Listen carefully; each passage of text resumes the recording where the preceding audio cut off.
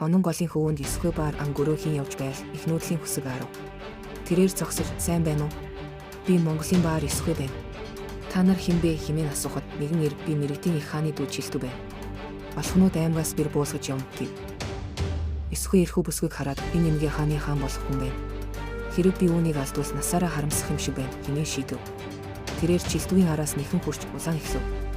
Тулааны үеэр Чилтүү шахтахад үүлэн надаас болж байлдах гээд байна хэмээн хашгирав.